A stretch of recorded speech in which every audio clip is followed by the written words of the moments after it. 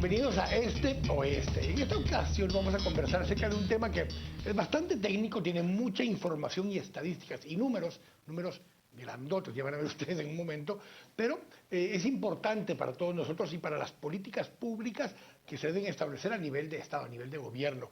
Y es el balance hídrico nacional en el marco del Plan Nacional de Desarrollo Catún 2032, que elaboró IARNA. Y para hablar de esto nos acompaña Raúl Mas, que es justamente uno de los investigadores de IARNA, y Carlos Marías, quien es director de Ordenamiento Territorial de CGPLAN. Así que bienvenidos a ambos. Gracias por estar acá.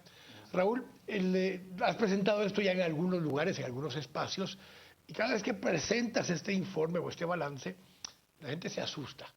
Se asusta por lo que implica si hacemos nada o poco con respecto a los temas que estás planteando. Así que cuéntanos un poco esos hallazgos iniciales, lo principal que lograron encontrar en este informe.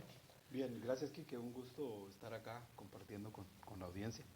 Pues básicamente es un estudio que obedece al interés de conjunto entre la CGPLAN y el IARNA de tratar de comprender realmente las dinámicas de los recursos hídricos en el país.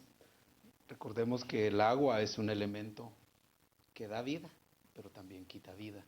Entonces, para nosotros es muy importante tener bien detallados, bien conocidos los flujos estos de agua en el país.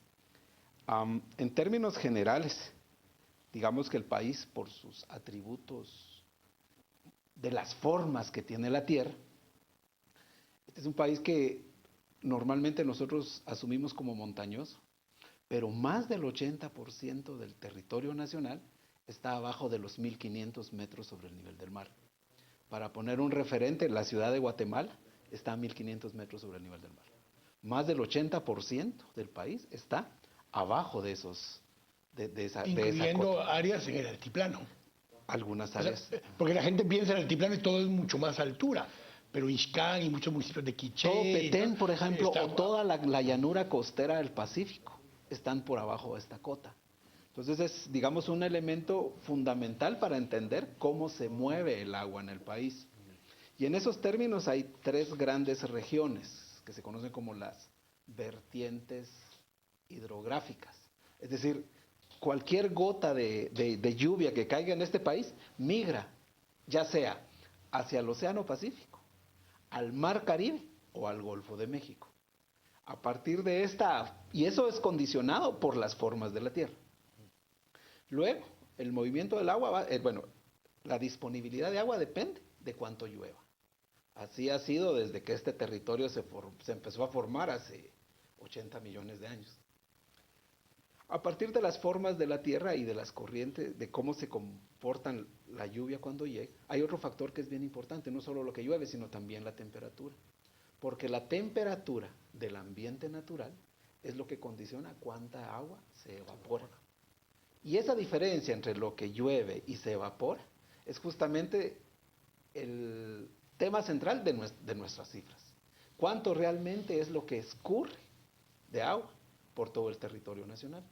En función de esas tres grandes formas de la tierra. Y vamos a ir mezclando los temas justamente con Carlos ahora, porque no es lo mismo cómo se mueve dentro de ese territorio el agua cuando es tierra virgen con sus selvas y sus bosques naturales, a cuando tiene ya algún tipo de intervención humana, como mínimo solo con talar árboles por un lado, pero si además ya hay intervenciones de construcción de áreas agrícolas, de redireccionamiento de las corrientes de agua para riego y para demás. Todo eso tiene un impacto y esa es la gestión del uso del suelo, que es la parte que en todo caso te toca ver a ti del lado de CGPLAN. Correcto. Pues mira, nosotros justamente solicitamos este apoyo al IARNA porque en el marco del Plan Nacional Catún, uno de los ejes es los recursos naturales para hoy y el futuro.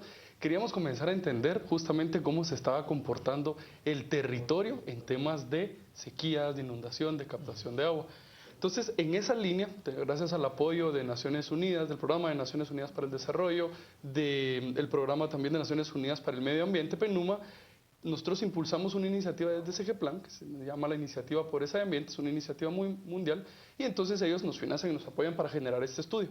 Esto entonces a nosotros nos va dando la información, justamente como dices tú, de dónde tenemos que aplicar determinados temas de política pública. Por ejemplo, ahora justamente se ha estado discutiendo la reciente aprobación de Probosque.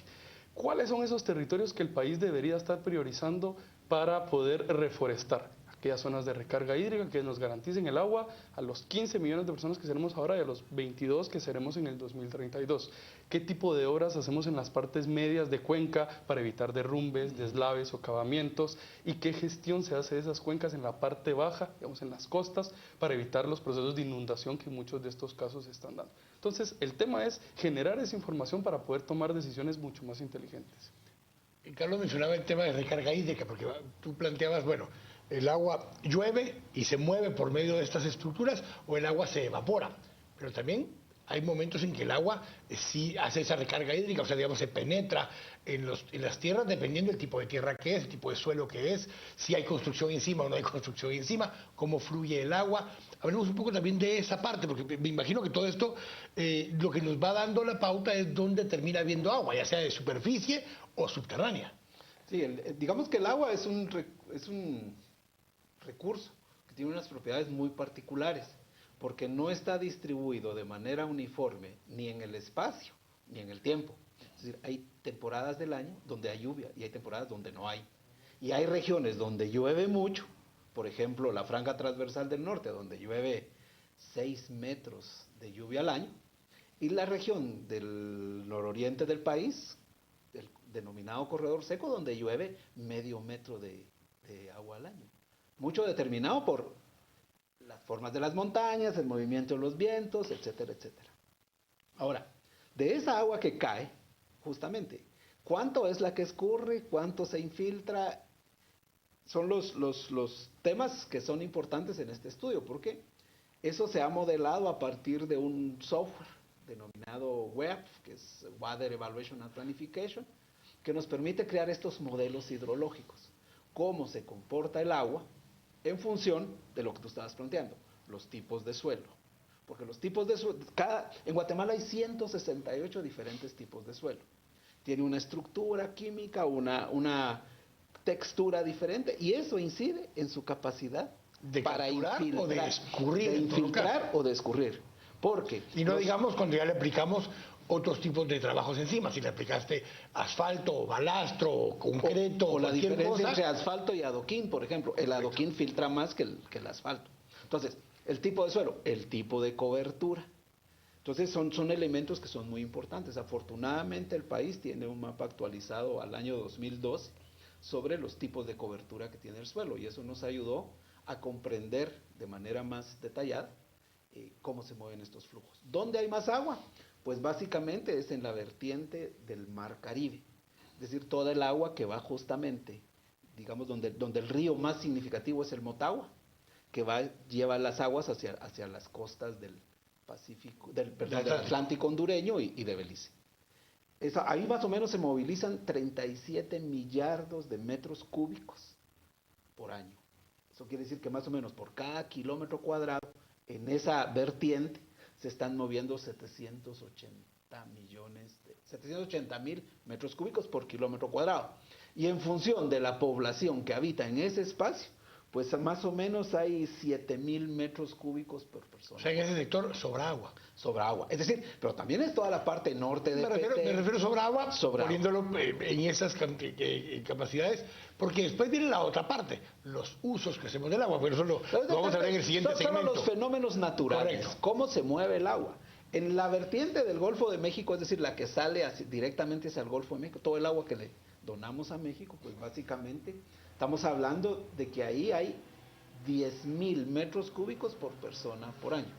Y en la vertiente del Pacífico, que es la más poblada, la meseta central para abajo, pero que es la que menos lluvia percibe, que son más o menos 30 millardos de metros cúbicos por año, ahí más o menos hay 4.300 metros cúbicos por persona por año.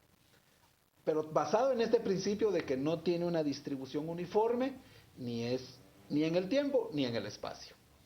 Vamos a ir profundizando en estos temas en el siguiente segmento y agregarle a eso una variable adicional, el uso del agua que tenemos en los diferentes territorios de los que estábamos hablando. Y el otro fenómeno, el cambio climático. Por supuesto. Que ese es justamente el tema. Tengo que ir al corte. Estamos acá en este oeste. Volvemos en un momento.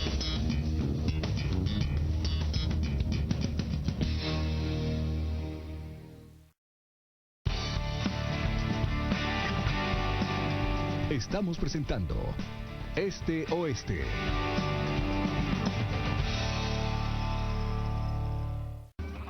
Destino 2016. Elecciones presidenciales. Tendrán información muy variada, muy completa en esta cobertura, que les recordamos es un despliegue muy interesante a nivel tecnológico en Guatemala, utilizando diversos sistemas para conocer lo que está pasando en cada departamento de nuestra república. 30 horas de transmisión ininterrumpida, arrancando el sábado a la 1 de la tarde. Estamos en un momento histórico en nuestro país y a la antesala de las elecciones generales. Y terminando el domingo a las 2 de la mañana. Señores, hemos llegado al final de esta cobertura en la noche electoral, cuando ya son las 2 de la mañana del día 7 de septiembre. Los mejores periodistas y presentadores.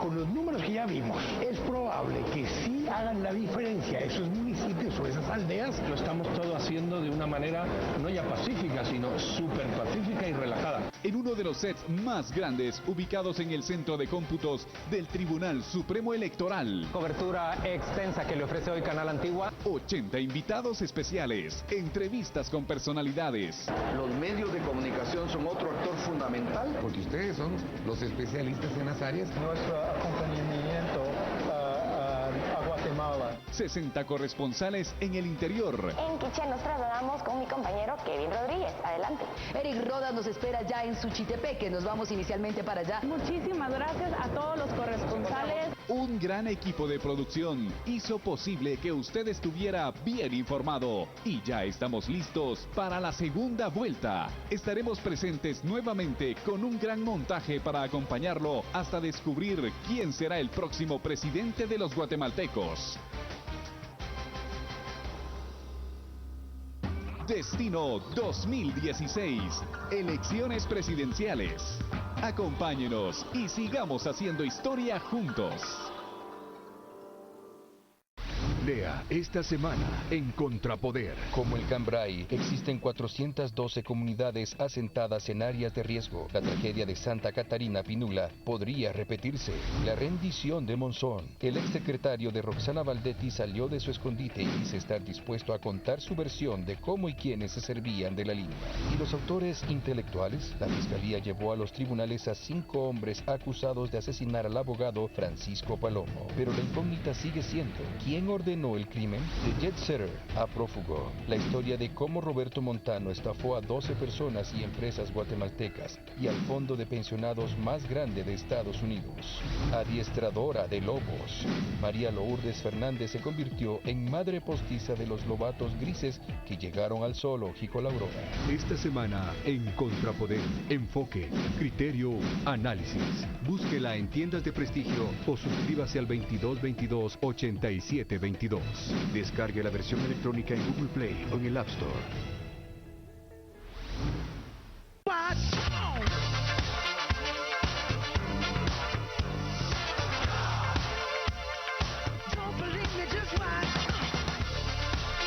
Para que tus tardes estén acompañadas de algo nuevo y diferente, te invito a ver música registrada de lunes a viernes de 4 a 5 de la tarde. Los hits del momento, lo último en electrónica, los clásicos del rock, pop, metal, reggae y mucho más. Aparte tendremos entrevistas en vivo con artistas locales e internacionales y también datos curiosos e interesantes de tus artistas favoritos. Nos gustaría también saber de tus gustos musicales y de tus opiniones, así que dale like a nuestra página de Facebook, Música Registrada por Canal Antigua, o síguenos en Twitter, Música Reg GT. Te espero en Música Registrada de lunes a viernes de 4 a 5 de la tarde, solo por Canal Antigua.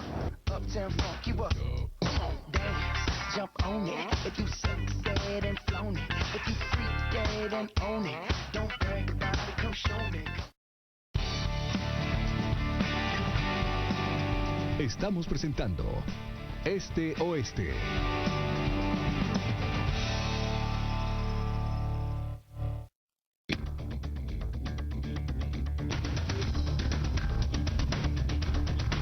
Estamos de regreso aquí en Este Oeste conversando acerca de este balance hídrico, de este informe de agua y la gente, agua y las personas, y lo que va a ser el impacto también del cambio climático, cosas de las que vamos a hablar ahora, porque lo que ha habido hasta ahora es un estudio también histórico de cómo se mueven esas aguas, cuerpos de aguas, ríos, lagos, riachuelos, veredas que terminan generando por la caída del agua, y cómo fluye el agua en esos territorios que estábamos hablando. Ya decías, Raúl, en algunos lugares fluye más el agua porque el tipo de suelo no penetra, sino que solo se desliza, y hay otros lugares donde se estanca, y con el tiempo va absorbiendo la tierra del agua para poder hacer esas recargas hídricas. Hablemos de lo que eso implica, en todo caso. Hablabas tú de dónde cae la mayor cantidad de agua, pero una cosa es dónde cae la mayor cantidad de agua y dónde se retiene la suficiente cantidad de agua para hacer la recarga hídrica, si tenemos pozos. Ciudad de Guatemala, mucha del agua que consume Ciudad de Guatemala no es del municipio, viene en el acueducto Xayapixcayá, desde Zaragoza, ríos que están en la parte alta del área del altiplano de Chimaltenango, muchos otros sí son pozos, o otra parte son ríos que vienen justamente del río Pinula, y otros ríos donde está la planta Cambrai, justamente de aquel lado, o en el sur, Ojo de Agua y todo lo que son pozos y afluentes de agua que están en el sur del municipio.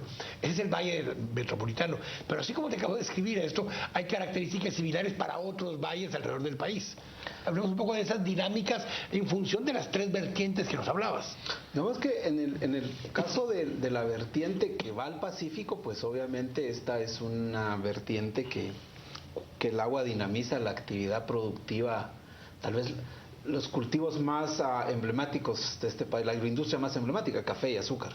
Es decir, la Boca Costa concentra una buena parte del dinamismo cafetalero, y la costa sur pues tiene todo el dinamismo cañero. Caña y palma africana o banano. Palma de africana. Entonces, banano, palma africana, caña de azúcar y café también son los máximos consumidores de agua en el país. Más o menos los balances que hemos hecho nosotros a partir de las cuentas verdes, es decir, la contribución de los servicios ecosistémicos a la economía nacional, revelan que el 70% de esta agua que cae en el país es aprovechada para dinamizar estas actividades productivas. Es decir, en el caso de la vertiente del Pacífico está justamente, digamos, planteada la importancia estratégica que tiene este recurso para la producción agroindustrial del país. Y es agua que no necesariamente llueve en el lugar donde está siendo utilizada, sino que baja en los ríos. Digamos, mucha de esta agua que estamos hablando, que va hacia la vertiente del Pacífico, cae en el altiplano, alimenta los ríos que están en el altiplano y se van hacia el sur por medio de grandes ríos, el Guacalate, el Coyolate, muchos de los ríos que van a dar a las zonas estas agroindustriales. Donde están los mejores suelos del país, los que tienen mayor potencial de filtrar el agua. Entonces, esta vertiente es la que tiene los mejores depósitos subterráneos, porque al final de cuentas, usando una metáfora, podríamos decir que ahí están las palaganas subterráneas. Un poco lo que sucede en el valle de la ciudad de Guatemala. Es decir, esta ciudad se caracteriza por no tener un río caudaloso. Correcto. Es decir, no está el río Las Vacas y el río Villalobos, pero no son capaces, los caudales estos, si los tuvieran en cantidad y calidad, no serían suficientes para abastecer a la población del pero área. Nos pasa por acá un Samalá, un Guacalate, un Coyolate. Lo que tenemos que hacer es extraerlo de las fuentes subterráneas. Entonces todo el mundo construye, yo le llamo sus pajillas, para empezar a tomar agua de estos depósitos subterráneos, pero pocos están pensando realmente en cómo recargar estos depósitos. Y si encima de eso ponemos que el valle está cubierto de cemento, pues las posibilidades de infiltración cada vez están haciendo más preocupantes. Ahora, en base a esto, Carlos, justamente hablando entonces de los usos de suelos y el plan de uso de suelos y cómo capturar agua para el futuro y demás, obviamente no es capturando agua y haciendo recarga hídrica en el valle y en la ciudad de Guatemala como recargamos el manto freático de la ciudad de Guatemala. Muy probablemente ese manto freático se recarga de un poco más al norte, en el altiplano, pero en el altiplano, digamos, hacia arriba nosotros estaría en todo caso Baja Verapaz, Cerro Aluch, digamos, hacia el occidente, Cerro Aluch. Entonces, ahí es donde tendrías que establecer qué tipo de manejo de suelo se hace en esos lugares para capturar el agua que vuelve a recargar los mantos freáticos del Valle de la Ciudad de Guatemala.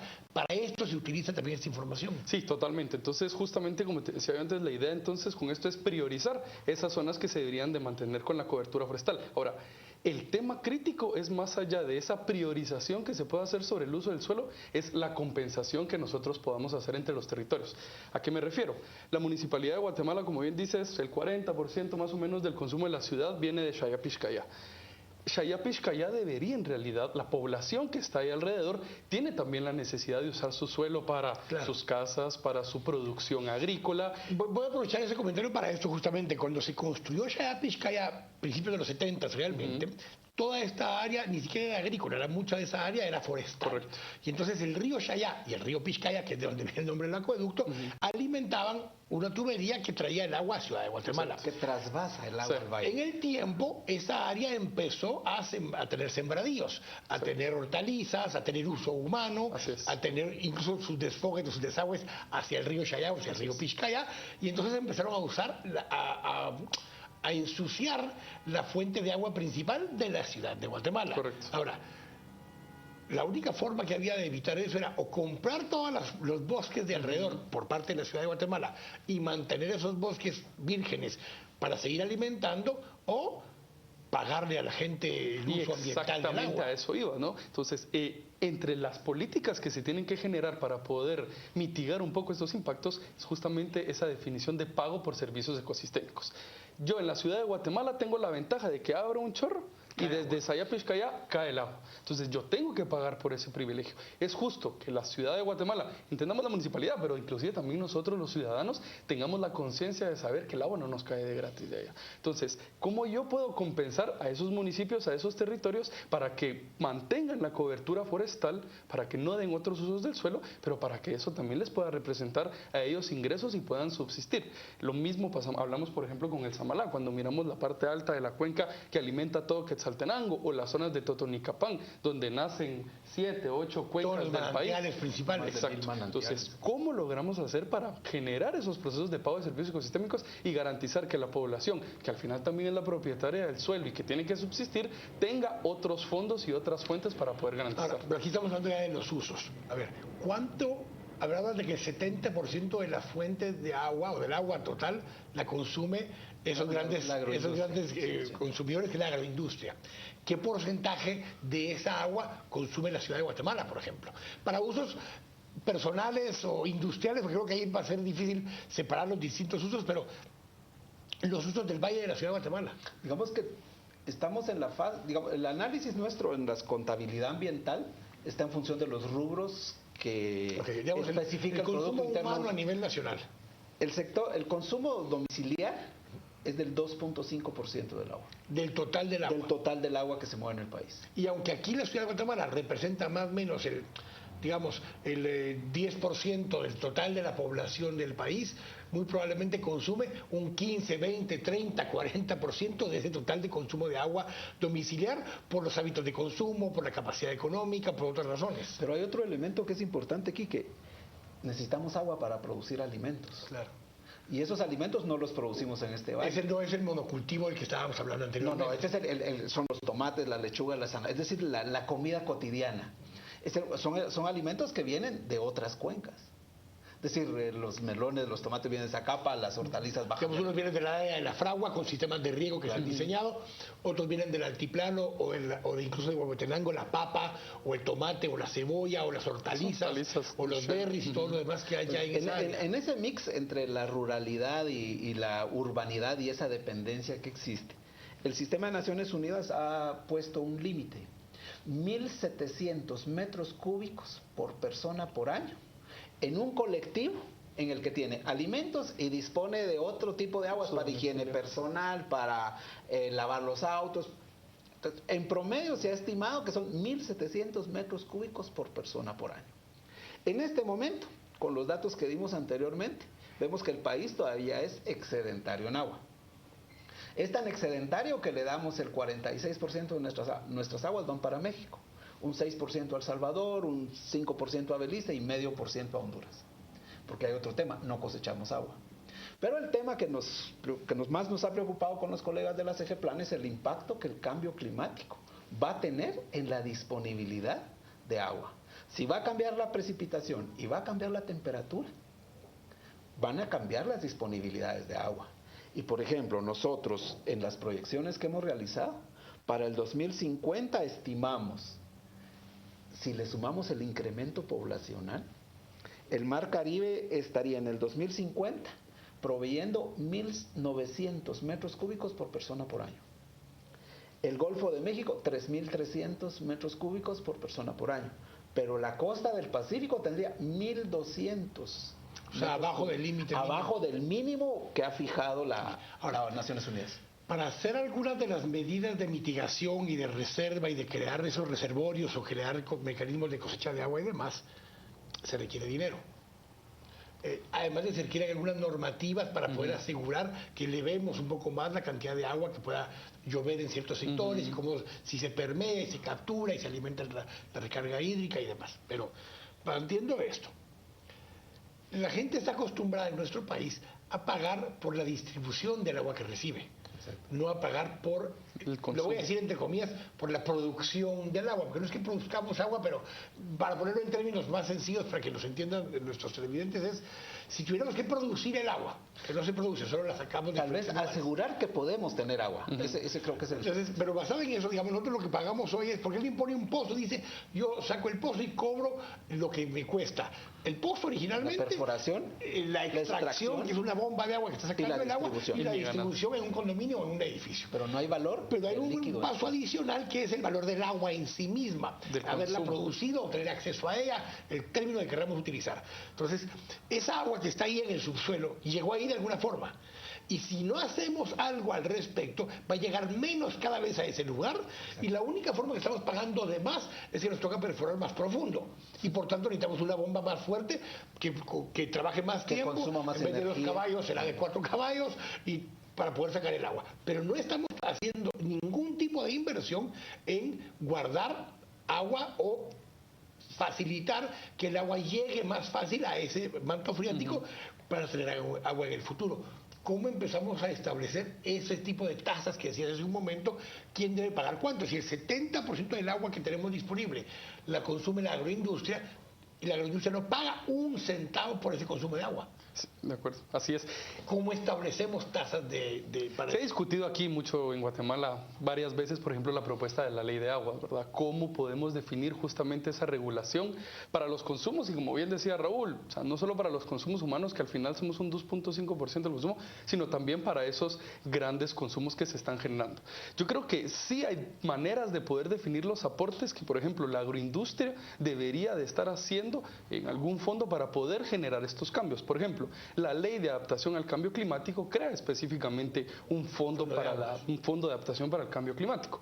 Este debería ser un espacio en el cual nosotros deberíamos de estar planteando esas tasas específicas, esas formas de recobrar ese consumo y poder entonces a través de este fondo financiar todas esas zonas de conservación. El dato que daba Raúl sobre la crisis, sobre el déficit de agua que va a haber en toda la zona del Pacífico es todavía más crítico si pensamos que según las proyecciones que hace Catún, en el 2032 ahí va a estar el 65% de la población entre Xela, Guatemala, Escuintla y Retaluleu. ¿Qué es el área de ángulo va a ser donde vamos a tener más crisis? Pero todavía le vamos a agregar un poquito más de salsa a los tacos con eso, porque no hemos hablado, como dice Raúl, de un tema adicional, la calidad de esa agua. Porque en todo caso, ahí estabas hablando que habrá 1.200 metros por persona de una necesidad de 1.700, digamos.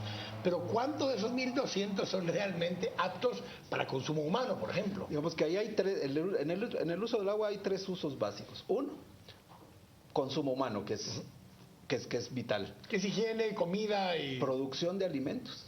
Es decir, agua para la agricultura. Y el otro tema es agua para asegurar que los otros procesos de vida que comparten este planeta con nosotros, los humanos, también sigan teniendo condiciones mínimas adecuadas para la fauna y flora del territorio. La fauna y flora del territorio. Entonces, bajo esos 3 temas, digamos, en este momento la calidad del agua en el país deja mucho que desear en el tema de consumo humano y en el tema de calidad del agua para la producción de alimentos. Es decir, hay aguas que realmente tienen tal grave contaminación que ni siquiera son aptas para la producción de alimentos, para su uso agrícola. Y encima, con eso estamos impactando violentamente todos los otros sistemas de vida que comparten este espacio territorial con nosotros. Tal vez el reto acá pasa por darle vuelta a las prioridades y empezar a priorizar la vida. El agua, el segundo nivel sería considerar que el agua es un bien público, es un bien colectivo. Y en tercer escalón estaría el tema del uso privado del agua, pero visto desde tres lecturas. La Constitución te establece que las aguas, ya sea de superficie o subterráneas, son propiedad del Estado. Lo establece en dos articulados distintos en la Constitución, pero sí te lo establece de alguna forma, o por lo menos que tiene una disposición sobre ellos, especialmente la que es de superficie. Porque tiene un carácter de bien público. Correcto. Y de hecho lo designa como bien público en términos generales. Sin embargo, la gente cree que porque él puso un pozo en su subsuelo, el agua es de él, o porque el río pasa por su propiedad, el agua es de él. Y ninguna de las dos condiciones son correctas. De hecho, por ejemplo, para hacer uso del agua de un río tienes que pedir permiso, aunque pase por tu propiedad. Para hacer una hidroeléctrica pides al Ministerio de Energía y Minas. Para, en teoría, hacer un sistema de riego debieras pedir autorización, pero la mayoría de personas no pide autorización hasta desvía ríos completos. Pero hay otro tema aquí que es bien importante en el imaginario guatemalteco. No por ser un bien público, es decir, no es que no pueda tener un precio. Y no es que no pueda tener uso privado. Claro. O sea, porque es un bien público, puede tener uso privado, pero alguien tiene que pagar el costo de resarcir o de regresar esa agua. Para darle un valor económico a ese bien público, que creo que ese es un poco el cuco que hay en el tema de la ley de agua. Yo creo que el tema de los pozos, porque un tema que hemos hablado mucho, el tema de ordenamiento territorial y de municipios, es que está bien, tú puedes tener derecho a perforar un pozo, pero debieras pedir una licencia. Y la licencia, en ausencia de una ley de aguas, debiera ser una solicitada al municipio. Pero también necesitamos instrumentos superiores, es decir, ¿dónde dice que sí se pueden hacer pozos? No, yo estoy claro, no, pero en ausencia de la ley de aguas es que tienes este vacío. Pero al tener el vacío, al hacer un pozo, en teoría hay una construcción.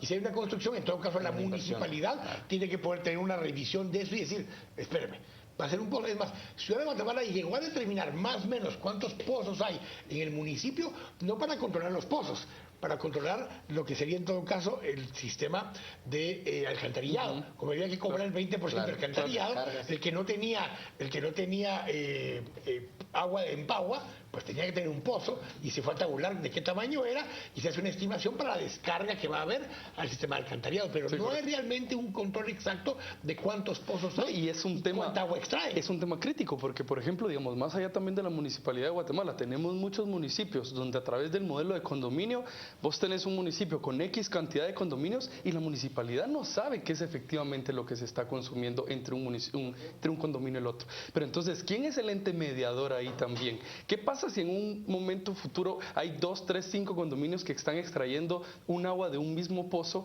y llegará a ser una batalla entre los condominios, unas demandas entre los condominios para poder resolver este tema, cuando ahí el rol y la gestión debería estar directamente vinculada a la municipalidad? En Ciudad de Guatemala ya ha pasado al final lo que estabas planteando, donde un condominio se quedó sin agua. ¿Y qué es lo que hacen? Le entregan el sistema de agua a la Municipalidad de Guatemala y que la Municipalidad vea qué hace con el sistema de agua. Y sin embargo a los condominios originalmente les vendieron que era un pozo propio y que ellos lo iban a poder administrar, pero cuando se seca y hay que hacer inversiones monumentales, ya no pueden. Cuando intentan conectarse ya no pueden. Lo que pasa es que hay otro gran problema. Desconocemos cuál es la estructura del subsuelo en esta... Correcto. En el Valle de Guatemala y en todo el país. Ahí hay otro gran vacío de información, porque desconocemos también cómo se mueven las aguas subterráneas de manera subterránea. Lo que sí estamos seguros es que la tabla de agua subterránea cada año está bajando a un ritmo impresionante, entre 3 y 15 metros. Y si a eso le metes que también el subsuelo está comenzando a absorber la contaminación que todas estas zonas urbanas están generando. Y eso te genera cavernas. O sea, en el subsuelo, lo que antes estaba lleno de agua, en cuanto se vacía de agua, crea un vacío. Y ese vacío genera esas burbujas que han habido ahora, donde puede haber un colapso de tierra hacia abajo, porque esa caverna que se generó, está vacía. El agua llenaba el vacío. En cuanto se queda vacío de agua, te colapsa y todo lo que está encima de ello. Y con el peso extra que le estamos poniendo, con edificios, con concreto, con demás, el tema se va complicando. Si todo esto le recuerda un poco Cambrai, por ejemplo, o algo por el estilo, por ahí vienen también algunos de los dilemas. Vamos a ir al corte y regresar con algunas conclusiones. ¿Qué hay que hacer entonces ahora con la información que ya tenemos, que no es perfecta, que no es completa, pero que es un gran avance de lo que se tenía antes, para poder entender la relación entre agua, humanos y el potencial problema adicional del cambio climático en el tiempo? Estamos acá en Este Oeste, volvemos en un momento.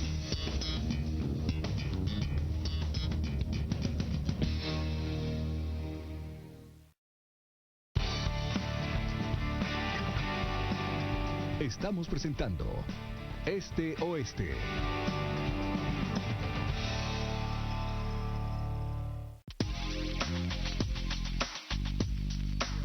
En este momento, estás a punto de presenciar el nacimiento de una nueva era en el mundo del acondicionamiento físico. El siguiente paso en la escala evolutiva de la ciencia del deporte. Hoy te presentamos el nuevo Body Crunch Evolution. Ahora tu Body Crunch Evolution se convierte en una poderosa máquina de quema calórica, ya que incorporamos una moderna bicicleta estática reclinable, cuyos pedales cuentan con la increíble tecnología Chainless Magnet, que te ofrecen 8 niveles de intensidad y resistencia magnética. Todo esto que ves en pantalla, tu Body Crunch Evolution, el contador electrónico de metas, la guía de rutinas, el extraordinario programa de 7 pasos para alcanzar tu peso ideal y el sistema de desintoxicación en 6 días, hoy puede ser tuyo a un precio espectacular y con un 30% de descuento. No esperes más y llévatelo hoy. Llama ya. Lea esta semana en Contrapoder. Como el Cambrai, existen 412 comunidades asentadas en áreas de riesgo. La tragedia de Santa Catarina Pinula podría repetirse. La rendición de Monzón. El exsecretario de Roxana Valdetti salió de su escondite y dice estar dispuesto a contar su versión de cómo y quiénes se servían de la línea. ¿Y los autores intelectuales? La fiscalía llevó a los tribunales a 5 hombres acusados de asesinar al abogado Francisco Palomo. Pero la incógnita sigue siendo: ¿quién ordenó el crimen? De jet setter a prófugo. La historia de cómo Roberto Montano estafó a 12 personas y empresas guatemaltecas y al fondo de pensionados más grande de Estados Unidos. Adiestradora de lobos. María Lourdes Fernández se convirtió en madre postiza de los lobatos grises que llegaron al zoológico La Aurora. Esta semana en Contrapoder, enfoque, criterio, análisis. Búsquela en tiendas de prestigio o suscríbase al 2222-8722. Descargue la versión electrónica en Google Play o en el App Store. Destino 2016, el debate. Por eso es que yo quiero aprovechar para invitar al candidato Morales a que debatamos tema por tema. ¿Estaría usted dispuesto a participar en un debate presidencial con Sandra Torres?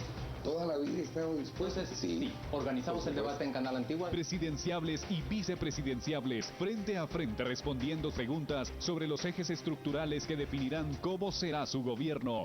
Destino 2016, el debate. Muy pronto, solo en Canal Antigua. 2015, año de decisiones, año para ver Canal Antigua. Levántate y celebra un nuevo día.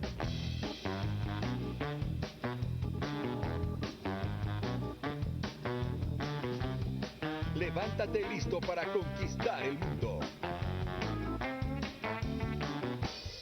Levántate para cumplir tus sueños. Levántate y descubre quién eres.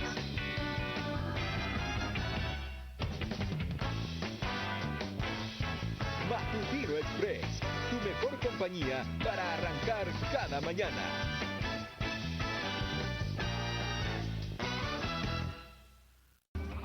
Destino 2016, elecciones presidenciales. Tendrán información muy variada, muy completa en esta cobertura, que les recordamos es un despliegue muy interesante a nivel tecnológico en Guatemala, utilizando diversos sistemas para conocer lo que está pasando en cada departamento de nuestra república. 30 horas de transmisión ininterrumpida, arrancando el sábado a la 1 de la tarde. Estamos en un momento histórico en nuestro país y a la antesala de las elecciones generales. Y terminando el domingo a las 2 de la mañana. Señores, hemos llegado al final de esta cobertura en la noche electoral, cuando ya son las 2 de la mañana del día 7 de septiembre. Los mejores periodistas y presentadores. Con los números que ya vimos, es probable que sí hagan la diferencia esos municipios o esas aldeas. Lo estamos todo haciendo de una manera no ya pacífica, sino súper pacífica y relajada. En uno de los sets más grandes, ubicados en el centro de cómputos del Tribunal Supremo Electoral. Cobertura extensa que le ofrece hoy Canal Antigua. 80 invitados especiales, entrevistas con personalidades. Los medios de comunicación son otro actor fundamental. Porque ustedes son los especialistas en las áreas. Nuestro acompañamiento a Guatemala. 60 corresponsales en el interior. En Quiché nos trasladamos con mi compañero Kevin Rodríguez. Adelante. Eric Rodas nos espera ya en Suchitepeque. Nos vamos inicialmente para allá. Muchísimas gracias a todos los corresponsales. Un gran equipo de producción hizo posible que usted estuviera bien informado. Y ya estamos listos para la segunda vuelta. Estaremos presentes nuevamente con un gran montaje para acompañarlo hasta descubrir quién será el próximo presidente de los guatemaltecos. Destino 2016. Elecciones presidenciales. Acompáñenos y sigamos haciendo historia juntos.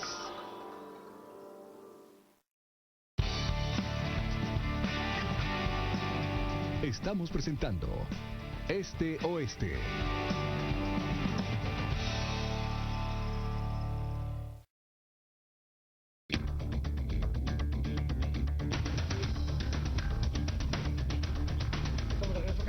Este es un tema no solo apasionante, y aquí, ojo, lo vamos a dejar todavía como a la tercera parte de la historia, porque una segunda parte de la historia es el tratamiento de las aguas, que de eso ni siquiera estamos hablando acá todavía, porque una cosa es cuánta agua consumimos, el 70% que hablamos del área agroindustrial, no solo la consumen, pero no la devuelven en las mismas condiciones en las que la recibieron, la devuelven ya con químicos, con agroquímicos, con incluso productos de la área industrial, con mieles, con melaza, además, a pesar de que hay tanques de oxidación y una serie de cosas, no regresa el agua igual, no digamos usos industriales.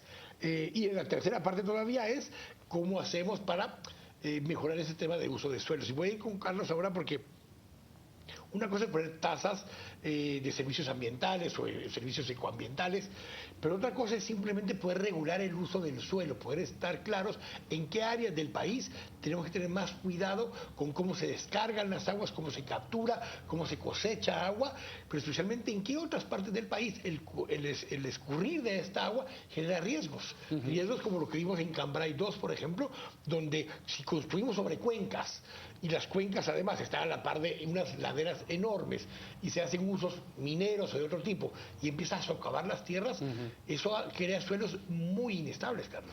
Sí, correcto. De hecho, nosotros hemos hablado, por ejemplo, con varias instituciones del Ministerio de Ambiente y con el CONAP, en la necesidad también que hay de redefinir un poco cómo manejamos el tema de esas zonas de protección. Históricamente en el país hemos protegido primero aquellas zonas donde ya había cobertura, y lo hemos hecho con mucho enfoque de protección a la biodiversidad, un tema clave. Cobertura boscosa. Exacto. Pero el tema ahorita tiene que cambiar. La estrategia es ya comenzar a proteger en aquellas zonas que son estratégicas de protección, sea por recarga hídrica o sea por temas de gestión de riesgo, bosques de galería para poder mantenerlas pendientes, etcétera, etcétera. Tenemos que comenzar a proteger esas zonas y comenzar a generar un nuevo planteamiento entonces de áreas protegidas y comenzar entonces también a definir mecanismos para que las municipalidades puedan estar protegiendo estas áreas. A mí justamente me hacían la pregunta, me decían, mire, ¿cómo podemos, por ejemplo, decirle a una persona, pongámoslo en tema urbano rural, que tenga su propiedad en una zona de riesgo, que no puede hacer o su casa o que no puede hacer su pequeña parcela de producción de maíz? ¿Cómo vengo yo como municipalidad y le digo, mire, lo siento, pero usted ahí no puede hacer absolutamente nada, mire dónde sobrevive o dónde puede llegar a plantar?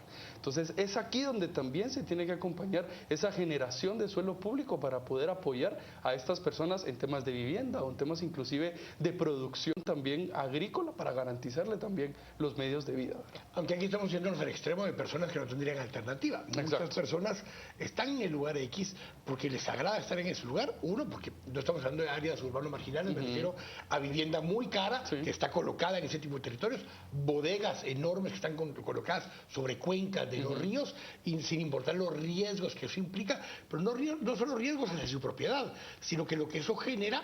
Hay ríos en la costa sur que han sido desviados para efectos de sistemas de riego y esos desvíos no los respeta el agua cuando ya viene con altas velocidades y sigue de largo. Me recuerdo siempre de Santana Mixtán, que es un lugar que todos los años, sin excepción, se inunda. ¿Por qué? Porque el río tiene un viraje, pero el río sigue largo y sigue largo justamente donde está Santana Mixtán. El agua siempre busca porque el agua busca su nivel y cuando sigue largo, Santana Mixtán todos los años se inunda por lo menos 1 metro de profundidad, 1 o 2 semanas al año y vuelve a ceder el agua. Ese tipo de cosas, Raúl, ¿cómo aprendemos a manejar? ¿Qué conclusiones nos deja el informe de cómo aprendemos a manejar 3 cosas? El uso del agua en general, la relación con el ser humano y el cambio climático, lo que nos viene de todos modos y que ya tenemos el impacto de eso. Básicamente uno de los grandes retos que tiene la sociedad guatemalteca es cómo nos vamos a adaptar al cambio climático. Recordemos que Guatemala está entre los 10 países más vulnerables en el mundo a los impactos del cambio climático. Entonces nos debería llevar a una reflexión. Eso implica variaciones de temperatura, variaciones de lluvia. Cambios en los ciclos de las lluvias y en los niveles de temperatura. Y como explicábamos en el inicio del programa, esto implica agua. Para nosotros uno de los grandes retos que tiene el proceso de adaptación está asociado a asegurar agua para consumo humano, agua para producir alimentos y el otro tema, que no se mueran las personas cada vez que llueva 3 días seguidos, que es impresionante. En cualquier espacio donde llueve 3 días seguidos, alguien muere. Alguien muere. No solo en Guatemala, o sea, vimos ahora en el sur de Francia, en Carolina del Norte, en Nueva York. Ya no es un problema de países subdesarrollados, es un problema global. Sí. Ahora, nosotros como guatemaltecos tenemos que empezar a eso. Es decir, ¿cómo nos vamos a ordenar en nuestro relacionamiento con el entorno natural y en nuestro relacionamiento entre nosotros mismos? Porque este proceso de adaptación también nosotros lo vemos como una oportunidad para hacer ese tipo de arreglos que en ningún momento en nuestra historia habíamos considerado. El ordenamiento territorial es uno de esos instrumentos que tiene un enorme potencial para contribuir a la adaptación al cambio climático, porque eso nos permite a nosotros priorizar los usos de la tierra y con ello empezar a marcar la cancha para hacer delimitar las prioridades en el uso del agua, la vida, lo colectivo y en tercer nivel lo privado. Iniciábamos el programa, Carlos, diciendo que justamente parte del objetivo de solicitarle a Yarna el estudio era tener información para poder tomar decisiones, digamos, analizar la oferta del recurso hídrico a nivel de país, era uno de los objetivos generales del proyecto, y desarrollar un análisis especializado que permita a CGPLAN tomar decisiones sustentadas en materia ambiental, dice el objetivo, en el marco de los territorios que se han identificado como de potencial crecimiento. Hablaba de que en lo que es la vertiente del sur, desde la meseta central de Guatemala hacia el sur, desde Xela hasta probablemente Jutiapa, que eso es lo que incluiría esa vertiente, va a estar el 65% de la población, o sea, más o menos unos 8 a 10 millones de habitantes mínimo en ese territorio, viviendo en áreas urbanas de ese territorio. Manejar los usos del suelo, manejar el consumo de agua, hacer los cobros que decías al inicio por tarifas de servicios ecoambientales y demás, se vuelve una necesidad desde el punto de vista de política pública. Es algo no innegociable, exactamente. Y no está diseñado. Y no está diseñado. Entonces, la idea justamente del estudio era identificar, en función de estas variables que ya explicaba Raúl, cuáles eran aquellos territorios que observábamos a futuro que iban a tener, como se define en el estudio, ese estrés hídrico más crítico. Y fundamentalmente la combinación entre cantidad de agua que vamos a tener y población, crecimiento poblacional, nos dio estos elementos. Por ejemplo, nosotros podemos ver en el estudio 2 zonas específicas, entre algunas de las que se priorizaron, que está justamente el área metropolitana, vinculado a la cuenca de las Vacas, donde actualmente tenemos toda una zona que debería ser esa zona de recarga hídrica totalmente deforestada, y la misma historia alrededor de Quetzaltenango, del río Samalá, que además alimenta no solamente a Quetzaltenango, sino que también a Retaluleu, a Mazatenango y a todo ese gran nodo urbano que encuentra abajo. También en esta zona encontramos la misma dinámica. Entonces, al priorizar estas zonas, lo que buscaríamos es comenzar a trabajar en 2 niveles, con las instituciones del nivel nacional para priorizar inversiones en temas de reforestación, obras de mitigación, zonas de recarga, proyectos de riego, y por el otro lado también con las municipalidades para comenzar a trabajar en manera conjunta esta regulación de los usos del suelo, ya con la información concreta de cuáles son esos temas que tenemos que proteger. Yo creo que ya ahorita llegamos a un punto de inflexibilidad, o sea, ya este tema no puede ser negociado, este tema tiene que ser un acuerdo, un pacto social, o nos vamos a quedar sin agua o nos vamos a seguir muriendo o de sequías o de inundaciones. Porque esos son los extremos, Raúl, o sea, no es simplemente no hay agua, no, es que hay días en que va a haber demasiada agua en ciertos lugares, y si no estamos preparados para eso también, eso es malo, y en los días en que va a llover menos, tenemos que poder estar preparados para haber acumulado agua y utilizarla de una manera más racional. No tenemos una ley de aguas, y hemos estado esperando por ella desde hace muchos años, pero creo que no hay un nivel de entendimiento de la importancia a nivel político, pero tampoco a nivel ciudadano, que es el que en todo caso ahora hemos visto puede ejercer presión, Raúl. ¿Qué podemos decirle, compartirle a nuestros televidentes para que comprendamos ese nivel de urgencia que hay de regulaciones y políticas públicas en esta materia. Quizá el tema más significativo es algo que te golpea la billetera. Y solo veamos cómo en los últimos 20 años el valor del agua que consumimos en los hogares ha ido incrementando sustancialmente. ¿Cuánto cuesta una botella de agua en un restaurante? Ese es un indicador. Depende a cuál vayas, pero tiene un valor. Es decir, ya nadie te regala un vaso de agua, para empezar. Entonces, ahí, digamos, hay una muestra significativa de dónde podemos empezar a tomar conciencia del valor del agua, en función individual, colectiva y nacional.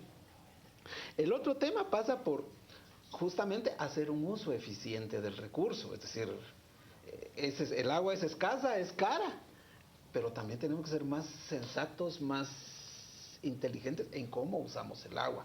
Esto es decir, a nivel país todavía tenemos que planificar y regular el uso del recurso, pero país, municipio, comunidad, familia, que son temas de diferentes niveles, de diferentes escalas, pero que contribuyen a asegurar que vamos a seguir teniendo agua para consumo humano, para producir alimentos, y que realmente no se conviertan en desastres cada vez que hay un pequeño exceso de agua. Yo quiero terminar vinculando a los Objetivos de Desarrollo Sostenible. El ODS 6 habla justamente de agua y saneamiento, el saneamiento del que no hablamos el día de hoy. Que ya le dieron 2 años más a todas las munis para que incumplan la normativa de todos modos, que en 2 años no van a cumplir. Pero además tenés el ODS 11, que son las ciudades sostenibles y comunidades sostenibles. Esa presión nueva que está en el Catún, que se va a generar en ciertos territorios, requiere que también diseñemos ciudades sostenibles para poder consumir menos agua, administrarla mejor, y la que se consuma puede incluso ser reciclada y reutilizada. Normativas en ese sentido, una ley de ordenamiento territorial en ausencia de una ley de aguas que promueva ese tipo de normativas. Sí, de acuerdo. Yo creo que la ley, por ejemplo, de ordenamiento territorial nos permitiría a nosotros comenzar a definir, por ejemplo, en la zona de las ciudades, estándares urbanísticos mínimos, negociables también en este caso, para garantizar que existan parques, que existan, por ejemplo, la protección de los mismos barrancos, reservas que ambientales no solamente son zonas de recarga hídrica, sino que también, además, prohibiendo esto, pues evitamos todos los riesgos que hemos estado viendo. Tiene la posibilidad también de darle índices de permeabilidad para poder absorber agua en cada uno de los territorios, hasta poder llevar ya proyectos e identificación de territorios para poder comenzar a trabajar lo que de hecho se viene ofreciendo desde hace bastante tiempo en la ciudad de Guatemala, que es esa cosecha de agua, ir generando esos grandes reservorios. Nos decía a nosotros un colega colombiano que estuvo ahora en el Foro de Desarrollo Urbano y Territorial.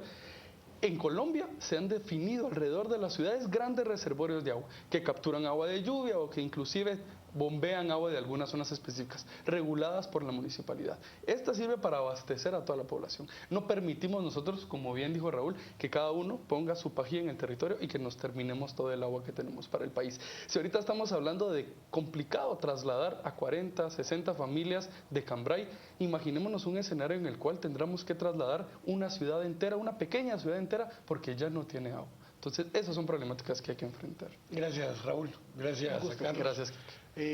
Asustan estas cosas y demás, pero hay que conocerlas y hay que empezar a hacer conciencia y empezar a presionar también un poco para que a nivel municipal y a nivel nacional, a nivel de Congreso, tomemos en cuenta esto para hacer políticas públicas, porque si no, en 30, 40 años esta crisis va a ser mucho más grave y la podemos empezar a ayudar a prevenir desde ahora. Así que gracias por nos acompañar una vez más acá en Este Oeste. Lo esperamos la próxima semana.